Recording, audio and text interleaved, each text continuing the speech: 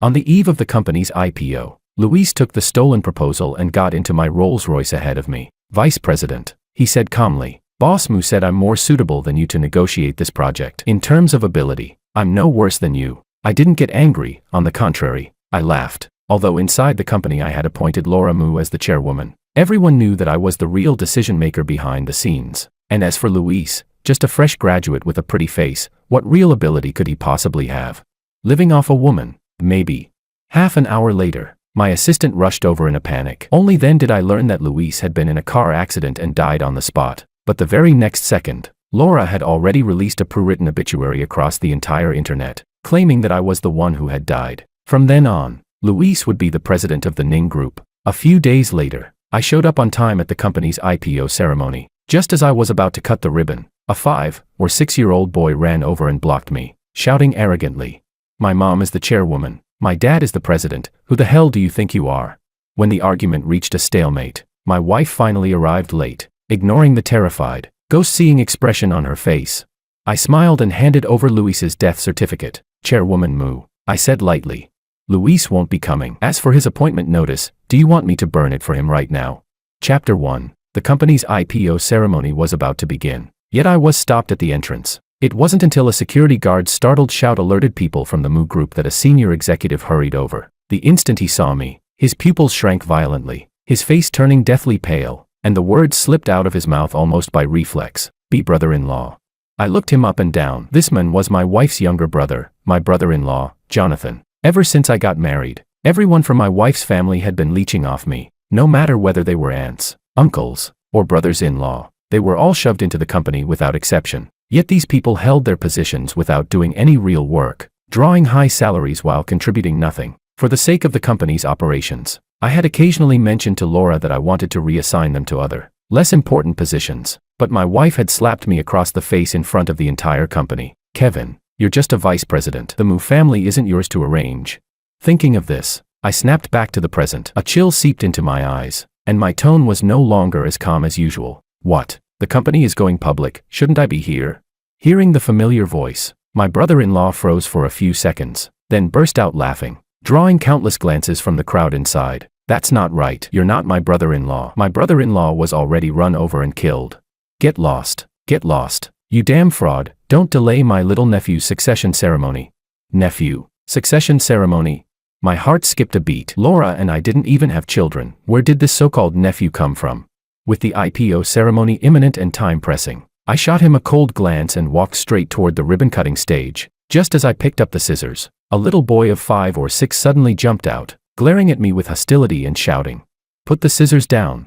My dad is the company's president. My mom is the chairwoman. Who do you think you are, that you're worthy of cutting the ribbon?" When I finally got a clear look at the boy's face, I froze. He looked exactly like Luis, like he had been carved from the same mold. I clenched my fists so hard they trembled, my temples pounding. Until just moments ago, I had believed Luis's death was an accident, but now, everything became crystal clear. So Laura had wanted me dead all along. She had deliberately staged that car accident, waiting for me to die so she could hand over everything I had fought so hard for to Luis, letting the three of them live happily ever after as a family. What she hadn't expected was that Luis, eager to steal the credit, had ended up taking the hit for me instead. I couldn't help but let out a cold laugh. That idiot Laura Mu probably still believed I was the one who died. I took out my phone. After a few calls, the Mu Group's most important ongoing partnerships were terminated. Everyone stared at me as if they had seen a ghost. The scene descended into chaos. My brother-in-law's face turned green with rage as he charged toward me like a madman. "I'll count to 3, you damn fraud. Get out right now. Otherwise I'm calling the police."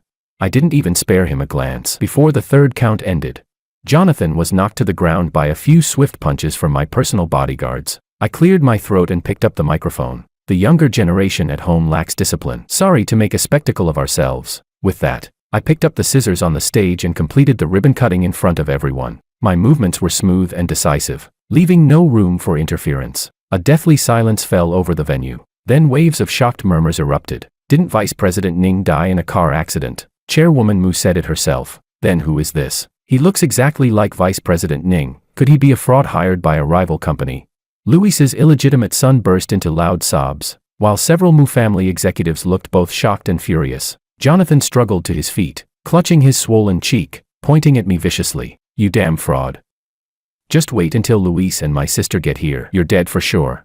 As soon as he finished speaking, Jonathan pulled out his phone and dialed a number. Not long after, my wife's voice came through the line. Chapter 2. When my wife learned that someone was impersonating me and causing trouble at the IPO ceremony, she immediately had Jonathan put the call on speaker to stabilize the situation and decisively clarified. As Kevin's wife, I can once again confirm that he has already died in a car accident. If anyone is pretending to be him to swindle others, please do not believe a single word.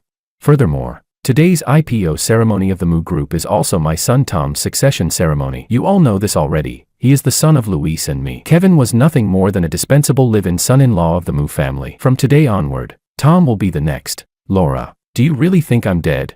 I'll give you 3 chances. Crawl over here and apologize to me immediately. Before she could finish speaking, I had already lost all patience and cut her off. I swept my cold gaze across the entire venue. So everyone in the Moo Group knew about that illegitimate child. Everyone except me. Fine. I had personally built the Moo Group up from a tiny workshop into a publicly listed company. Every single deal had been secured through my connections. Yet in Laura's mouth, I had become nothing more than a dispensable live-in son-in-law.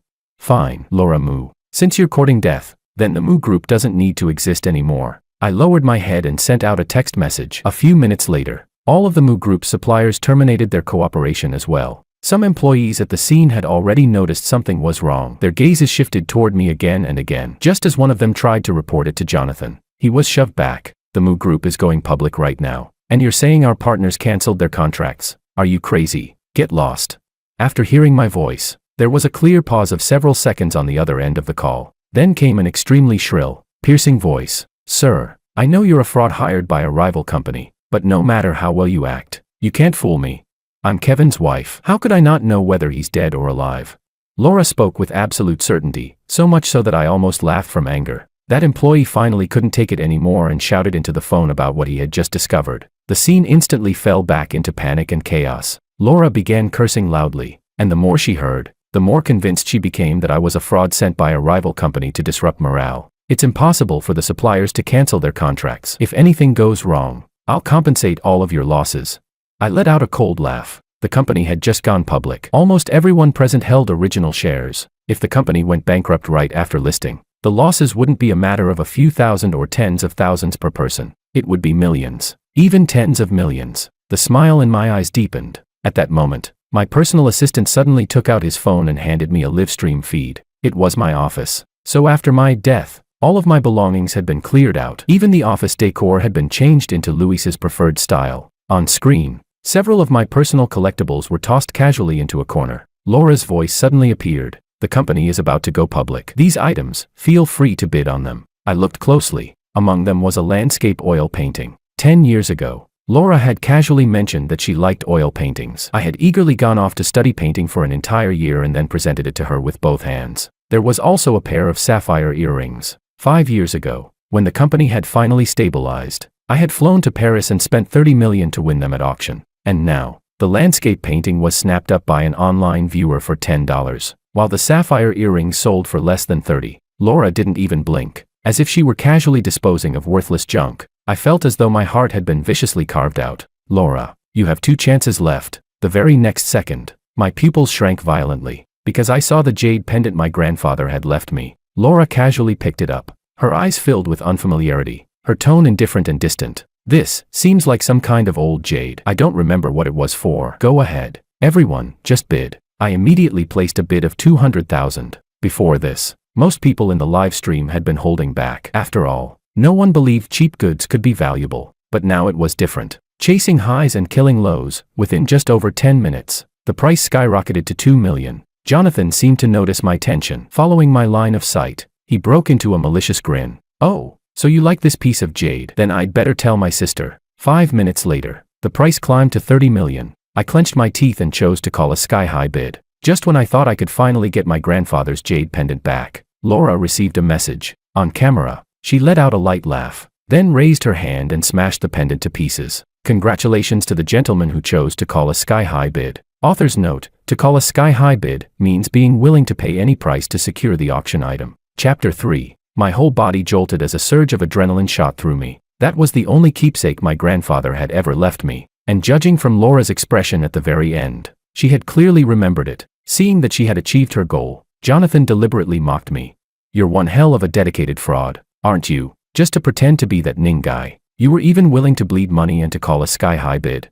I couldn't be bothered to respond to him. In my heart, I muttered coldly, Laura, you have one last chance left. The live stream audience kept growing larger and larger, taking advantage of the Moo Group's IPO buzz. The tangled triangular relationship between Laura, Luis, and me was quickly dug up and dissected, becoming hot gossip among netizens. So it turns out Chairwoman Moo and Luis are true love, that Kevin was just a useless deadweight. A grown man who lives off a woman and can't even have kids. Good thing he got run over and died.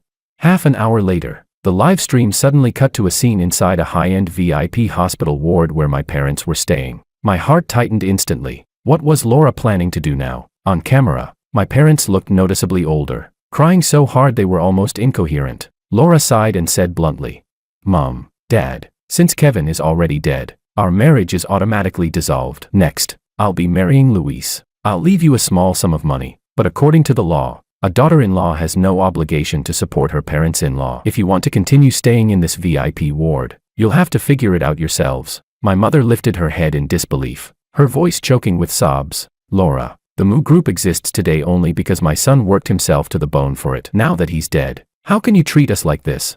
Laura immediately became agitated. Mom, that's incredibly unfair of you to say. Kevin was lazy and useless. If it weren't for me and my brother holding the company together, do you think you'd still be living in such a nice hospital ward? I've spent all these years serving your Ning family like a slave, working myself to the bone without complaint. How can you twist the truth like this? After finishing in one breath, Laura's tears came instantly. She cried bitterly into the camera, acting as if she were the real victim. On the hospital bed, my mother was so angry she kept pounding her chest, while my father cursed Laura for being shameless. But with Laura's flawless acting, combined with what was probably a hired wave of online trolls, the live stream chat instantly exploded with abuse. Chairwoman Moo is so pitiful, making money for the Ning family by day and still having to endure these two old people at night. As a woman, I totally empathize with Chairwoman Moo. Can this whole family just go die? Exactly. Chairwoman Moo is being completely upfront. She's even leaving them money. Their son is already dead. What more do they want? Moments later, Laura waved her hand. Several bodyguards behind her immediately stepped forward, dragged my parents off the hospital bed, and forcibly kicked them out of the high-end VIP ward. I couldn't watch anymore. I clenched my fists so hard that veins bulged on my forehead. In that instant, the very last trace of affection I had for Laura completely vanished. Laura, your final chance is gone. I decisively called the investors. This is Kevin. The Moo Group's IPO plan is to be halted immediately, including all Moo family businesses. The Moo family's dog, the Ning family, don't want it anymore. After hearing my voice, the other party asked nothing. They hung up and carried it out at once. Then, with another call, I contacted the bank and immediately reclaimed all properties registered under Laura's name, and froze all of her bank cards. Chapter 4. After finishing all of this, I swept a cold gaze over several core members of the Moo Group's business team. None of them were from the Moo family. They were all people I had personally transferred over back then to support the Moo Group's development. The Moo family idiots don't recognize me. What about you? Don't tell me you don't recognize me either. As soon as the words fell, those key executives hesitated no longer. They immediately stepped forward and surrounded me, their throats bobbing as if they had endured immense grievance, their voices trembling. President Ning, we never imagined you were still alive. Just give the word and we'll leave the Moo family immediately. We truly don't want to stay in this place for even one more second. I nodded. The tightly furrowed lines between my brows finally eased a little. At this moment, Jonathan finally sensed that something was wrong, because just minutes earlier, they had discovered that their bank cards, and even the company's accounts, had all been frozen by the bank. What's going on? An aunt from the Moo family, a vice president in name only, stared at me and cursed loudly. It's you. It has to be you. You damn fraud. Stirring things up behind the scenes. My Moo family is worth hundreds of billions now. You dare sabotage us from the shadows. Just wait until Laura gets here and deals with you. Jonathan lifted his head, a flicker of shock flashing through his eyes. But only moments later, his rage reached its peak. Ignoring the people behind him trying to stop him, he strode straight up to me and threw a punch at my chest, even scraping and damaging my cufflink. If it weren't for the quick reflexes of the veteran employee Sam beside me, who rushed to support me, I might have fallen to the ground. Jonathan, what right do you have to hit someone? Sam shouted angrily. Jonathan glared at him and sneered. Sam, you don't seriously believe he's Kevin, do you? You're an employee of the Moo family now. Get your ass over here. Sam spat at him without hesitation. Pa. From this moment on, I'm not anymore. But I hadn't regained my balance yet. As I tilted to the side, my arm accidentally knocked over a vase on the ceremonial stage. The crisp shattering sound immediately drew Jonathan's attention. His expression changed drastically. "That's an antique worth several million. You'll have to pay for it." Sam panicked as well, together with a few other employees. He rushed forward, and they got into a scuffle with Jonathan. After considerable effort, they were finally pulled apart. Jonathan wiped the blood from his nose and, in a fury, called the police on the spot. "Just you wait. When my sister and the police get here, we'll see how you clean this up." I looked down, heart aching as I gently touched the cufflink he had damaged, then nodded. Yes, the police really should be called. Just then, a Rolls-Royce pulled up at the entrance. After receiving the news, Laura hurried over, clicking across the floor in high heels. She swayed her way into the venue. The instant she ran into me, her entire body froze. Her face alternated between green and white, as if she had seen a ghost. "Why you are." I smiled and walked toward her, pulling a death certificate from my jacket and handing it to her. "Chairwoman Moo, Luis probably won't be coming. Shall I burn his appointment notice for him right now?" Chapter 5. It was hard to describe the expression on Laura's face at that moment with a single word. Her features twisted violently. After the initial shock came fear and sheer panic. She felt as if all the blood in her body had frozen, the muscles in her face twitching uncontrollably. Trembling, Laura took the death certificate I handed her. Her palms were slick with cold sweat when she opened it and saw Luis's name with her own eyes. Her legs went weak, and she nearly collapsed onto the ground. "Mommy." Tom threw himself into Laura's arms at once, then shot me a glare and tilted his head to complain. "Mommy, this bad guy just cut the ribbon with the scissors. Go hit him." It was clearly agreed that Tom would cut it. "Mommy, when is Daddy coming?" Jonathan hurried forward to help Laura up and couldn't help asking. "Sis, what's wrong with you? Where's my brother-in-law Luis?" Laura shakily stood up, her face deathly pale, but when the words reached her lips, she didn't dare say outright that Luis was already dead. After all, this was still the IPO ceremony. If people found out now, it would definitely trigger a stock price crash. She forcefully suppressed her emotions, pulled Tom into her arms, and deliberately changed the subject. "Didn't you say something happened to the company? What exactly went wrong?" Only after Laura's reminder did Jonathan slap his forehead. Gritting his teeth, he glared at me and explained everything that had just happened. By the time Jonathan finished speaking, Laura's heart sank completely. She stole a glance at me, already more or less certain that all of this was my doing behind the scenes. But in front of the Moo family and her own employees, Laura knew she absolutely could not collapse right now. Even if it was an act, she had to keep acting. She nearly bit her lip until it bled, then steeled herself and took out her phone, preparing to humble herself and beg those partners and investors. After all, the company had just gone public. If it went bankrupt at this moment, Laura couldn't help shivering. Yet after dialing more than a dozen calls, she discovered that she had been blocked by every single one of them. "Why you?" Laura looked at me in fear, her lips trembling uncontrollably. Jonathan stepped forward, glanced at her, then at me, and asked curiously, "Sis, why are you staring at this dead fraud?" "Don't be afraid. I've already called the police. Once they arrive, they'll arrest him." Unexpectedly, Laura swung her hand and slapped Jonathan hard across the face without hesitation. "What dead fraud? He's your brother-in-law." Jonathan was completely stunned, staring at her in a daze. Only then did Laura realize what she had said. A cold sweat instantly broke out over her body. "No, wait, you already called the police." Suddenly, the sound of police sirens rang out from outside the entrance. "The police are here." Chapter 6. Before my foolish brother-in-law Jonathan could even figure out what was going on, I had already proactively presented my ID to the police, and casually explained that Luis had taken my car without permission, which was why the car accident happened. Laura's face turned even paler than a corpse. After listening to my account, the police nodded and stated that the accident indeed contained many suspicious points and was already under reinvestigation. However, one thing was now certain: the deceased was indeed Luis. That settled it. The entire venue erupted into an uproar. Upon hearing that his father was dead, Tom immediately broke down in hysterical sobs. He struggled out of Laura's arms, turned around, and viciously cursed her as a cruel woman. Seeing the chaotic scene before him, Jonathan was so furious that he nearly ground his molars to dust. He circled around me several times, re-examining me from head to toe, his tone dripping with venom. "Kevin, I really didn't expect it. It really is you. You're actually still alive." Only when he noticed the shattered vase on the floor did he finally remember why he had called the police in the first place. As if he had seized hold of my weakness, Jonathan grabbed my sleeve and said loudly to the officers, "Officer, no matter who he is, he damaged our antique vase. We demand full compensation at the original price." Several Mu family relatives immediately joined in, shouting at the top of their lungs. That's right, it's worth several million. It'd be best if you went to jail for it. I cast them a cold glance and let out a disdainful snort. Clueless idiots. Apparently enraged that I dared to humiliate them to their faces, the Mu family members shouted even louder, their voices nearly cracking. I frowned, rubbed my ear, and said calmly, "Officer, if it can be proven that the vase is truly an antique, I, Kevin, will compensate it no matter the price." But I raised the cufflink that Jonathan had damaged earlier and held it up in front of him. "Jonathan, you broke this during the fight just now. You'll need to compensate me at market value as well." Jonathan glanced at the tiny object in my hand and burst into loud laughter. "This thing? No problem. I'll buy you a bunch online later." "Kevin Ning, I really didn't expect you to be this poor now." The police officer glanced at me, then waved over an antique appraisal expert who had accompanied them. Moments later, the expert put down the broken porcelain shards and magnifying glass, stood up slowly, and said to the police, "Officer, this is not an antique. It's a mass-produced craft item, worth only a few hundred at most." "What?"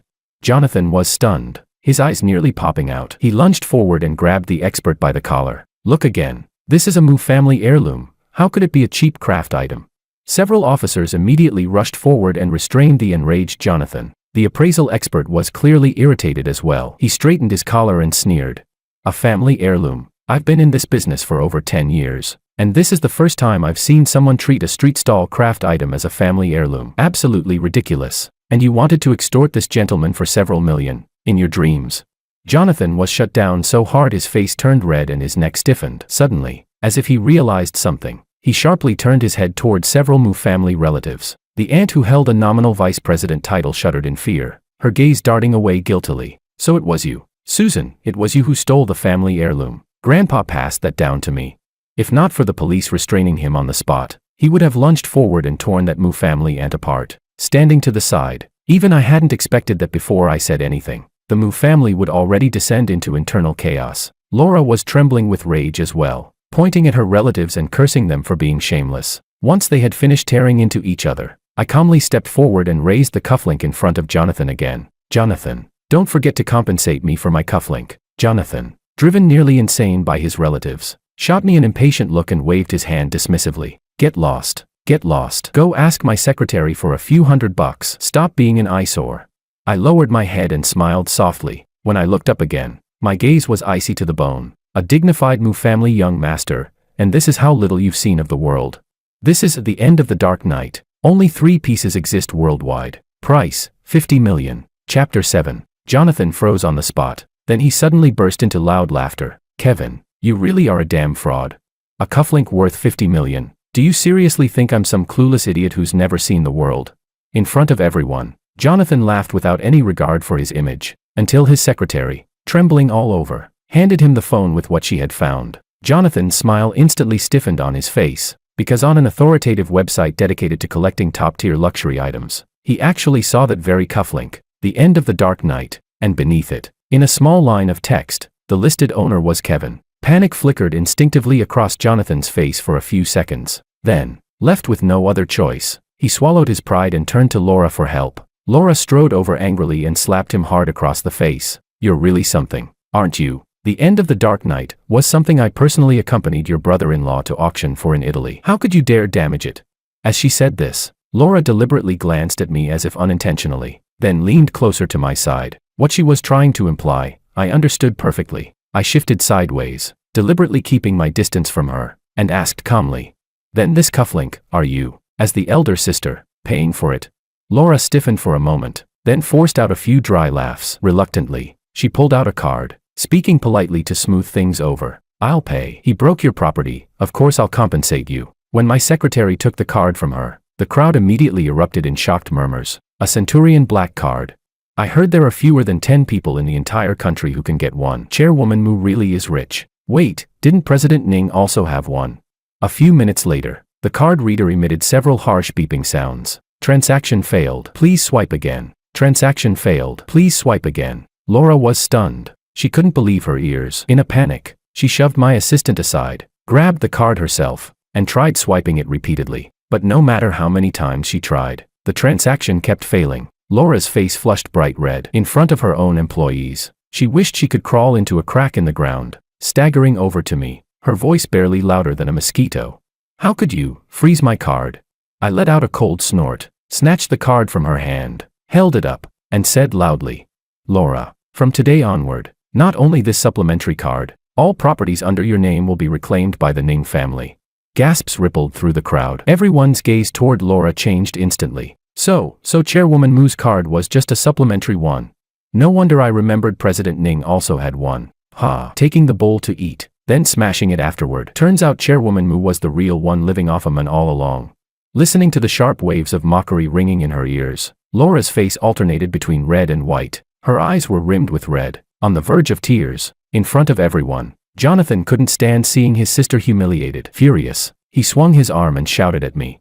Ning, you're nothing but a guy with a bit of dirty money. What are you showing off for? I broke the cufflink. Jonathan, will compensate you.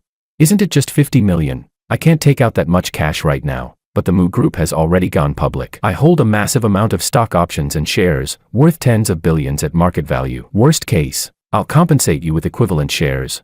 Jonathan spoke with righteous indignation, as if he were the one who had suffered some grave injustice. I looked at him quietly. Jonathan, I don't want Mu family shares. I don't want stock options either. Jonathan froze for a moment, then grew even angrier. Kevin Ning, don't push your luck.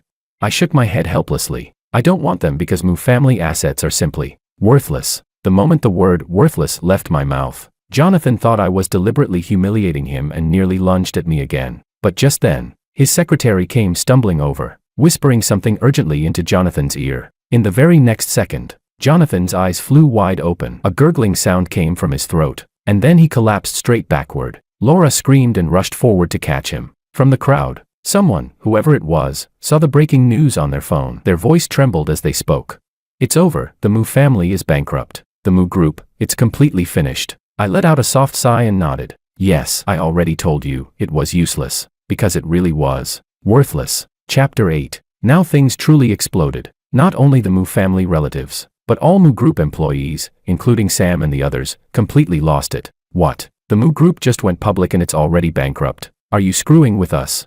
We worked ourselves to the bone for this company, earning peanuts every month, all for the sake of stocks and options to make some money for our families. And now you're telling us it's all gone.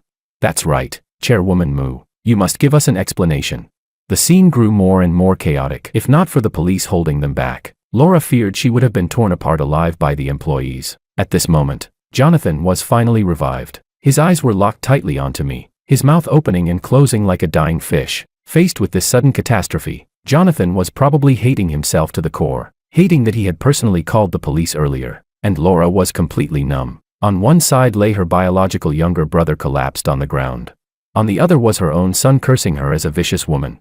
Behind her were furious relatives and employees who wanted to rip her apart. She closed her eyes, wishing she could just faint on the spot and be done with it. When she opened them again, Laura broke down crying, utterly devastated and filled with regret. She no longer cared about her image as chairwoman. She kicked off her high heels, crawled on her knees to my feet, and desperately clutched my pant leg. Husband, I was wrong. I shouldn't have harbored such thoughts. I really know I was wrong. Please spare the Mu family. Okay. I frowned and instinctively stepped back. Laura lost her balance and slammed heavily onto the floor. Her chin split open and started bleeding, leaving her in a pitiful state. I didn't even look at her. There was no warmth left in my voice. Laura, I remember you made yourself very clear in front of my parents. You said you would marry Luis, and that everything belonging to the Ning family would have nothing to do with you anymore. You even forced my parents out of the hospital room in front of the entire internet. The things you just did, don't tell me you've already forgotten them. With every sentence I spoke, Laura's expression grew uglier. Every word she had personally said just an hour ago now slapped her back in the face, hard. Laura opened her mouth dryly, as if trying to explain something.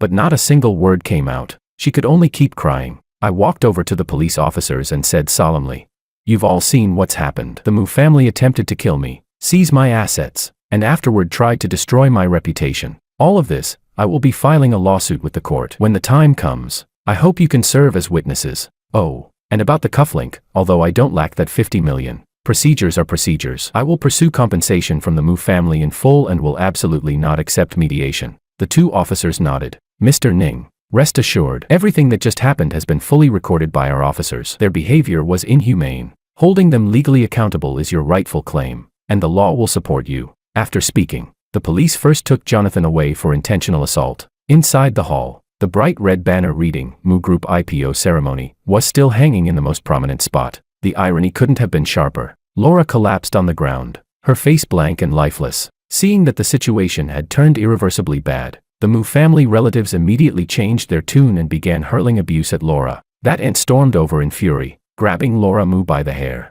"You useless spendthrift, the Mu family has been destroyed by you. Pay us back. Our stocks were worth hundreds of millions, you owe us all of it."